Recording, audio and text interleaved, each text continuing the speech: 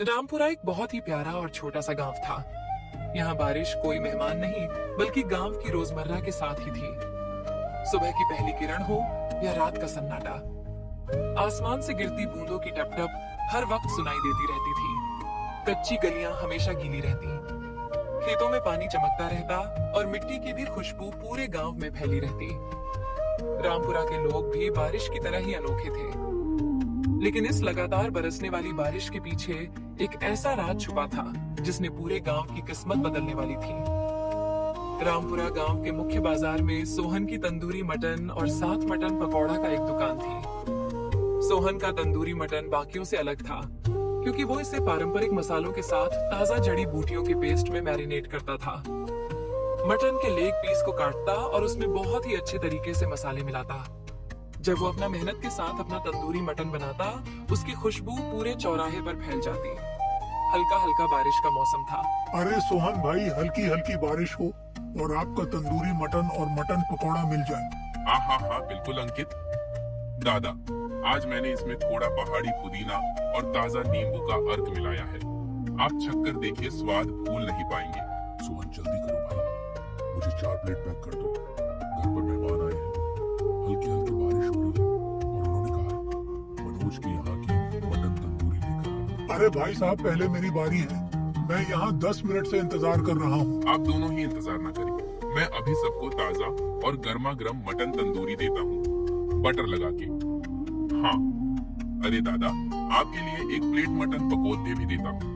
लेकिन वाकई में ही हल्की हल्की बारिश और मटन के पकौड़े साथ मटन तंदूरी मिल जाए, मजा ही आ जाए। ऐसे ही बारिश के महीने में गांव के लोग बड़े ही मजे से भोले की दुकान में आया करते थे। इसी गांव में दामोदर करके एक जमींदार था और उसके साथ उसका नौकर चिंटू भी था।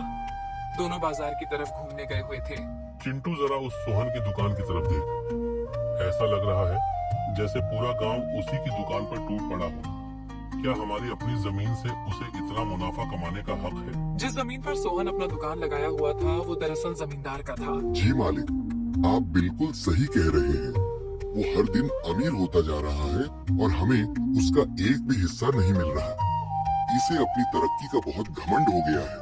चिंटू, कल सुबह ही जाओ और उसे कहो कि जमीन का किराया अब पहले से 5 गुना होगा। हुकुम मालिक। कल सुबह ही वह दुकान खाली करने पर मजबूर हो जाएगा। रात के समय सोहन और उसकी पत्नी मोनिका खाना खा रहे थे। यह बारिश के महीने में तो हमारा धंधा और अच्छे से चल पड़ा है।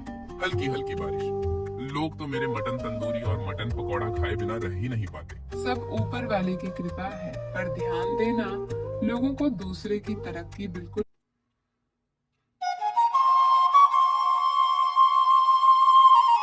नहीं पाती।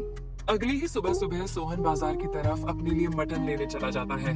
देखो भैया, जल्दी जल्दी मेरे लिए 5 किलो अच्छे वाले मटन काट के दे दो, दुकान खोलने में देरी हो रही है। अरे भैया, आज 5 किलो नहीं मिलेगा, पूरे 10 किलो लेना पड़ेगा और कीमत भी 10 रुपए के हिसाब से ज्यादा देना पड़ेगा। आजम जो कि कसाई था, उसे सोहन की कमाई देखकर सोहन को आजम ठगना चाहता था।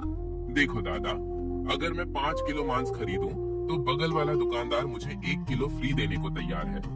फिर भी मैं हमेशा तुम्हारी दुकान से ही खरीदता हूँ, लेकिन तुम मेरे साथ ऐसा कर रहे हो। मैं कल से दूसरी दुकान पर जाऊंगा। कसाई मन ही मन घबरा गया। अरे, ज्यादा फायदा कमाने के चक्कर में अच्छा ग्राहक हाथ से निकल ना जाए। अरे नहीं सोहन, मैं तो मजाक कर रहा था। तुमसे ज्यादा दाम कैसे ले सकता हूँ? तुम्हें तो मैं कम दाम में ही दूंगा। उस दिन सोहन रोज से भी कम दाम में मांस खरीदकर घर लौटा। उसके बाद सोहन ने अपना मटन तंदूरी बनाकर अपना दुकान लगा लिया था। कुछ ग्राहक सुबह सुबह खेत से अपने घर की तरफ आ रहे थे। अरे, तुम लोग सुबह सुबह कहाँ चले गए थे आज? अरे सोहन भैया, और रात को बारिश हुई थी ना, तो खेत में ज्यादा पानी भर गया था, इसीलिए खेत की तरफ गए हुए थे। ये सब छोड़ो भाई, खेत में काम करके बहुत तेज भूख लग रही है। तुम्हारे गर्मा गर्म मटन तंदूरी दे दो। अभी देता हूँ आप लोगों को मटन तंदूरी बटर लगाकर। सोहन ग्राहकों को अपना मटन तंदूरी और मटन पकौड़ा का प्लेट लगा दिया।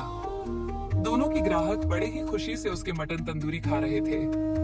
दोपहर का समय हो चुका था और उसकी दुकान लगभग खाली हो चुका था। कभी कुछ ही देर में जमींदार का आदमी चिंटू आता है। ओ सोहन, सुन, जमींदार साहब का नया आदेश आया है। आज से जमीन का किराया 5 गुना बढ़ा दिया गया है। अगर कल तक पैसे नहीं दिए तो अपना सामान तंदूरी मटन का दुकान ले और यहाँ से दफा हो जाना। 5 गुना। यह तो सरासर अन्याय है। मैं पिछले 3 सालों से सही समय पर किराया भर रहा हूँ। यह अचानक इतना बढ़ाना कहाँ का इंसाफ है? इंसाफ की बात मुझसे मत कर।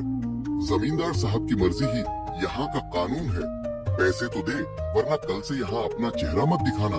ठीक है, जाइए जमींदार साहब से कह दीजिएगा कि कल सुबह मैं उन्हें पूरा जवाब दे दूंगा। चिंटू के जाते ही सोहन की पत्नी मोनिका दुकान के पीछे से आई। वो यह सब सुनकर बहुत चिंतित थी। अजी ये क्या कह रहे थे, इतना किराया हम कैसे भरेंगे? हमारा सारा मुनाफा तो इसी में चला जाएगा। शांत हो जाओ भाग्यवान, घबराने से कुछ हासिल नहीं होगा। जमींदार को लगता है कि वो किराया बढ़ाकर मुझे दुकान से निकाल देगा, लेकिन उसे नहीं पता कि मैं अपनी मेहनत और दिमाग से उसे कैसे मात देता हूँ। लेकिन क्या करोगे आप? जमींदार से पंगा लेना बहुत भारी पड़ सकता है। तुम बस मेरे साथ कल सुबह तक का इंतजार करो। मैंने एक ऐसी तरकीब सोची है जिससे जमींदार का अहंकार भी टूटेगा और हमारी दुकान पहले से ज्यादा चलेगी।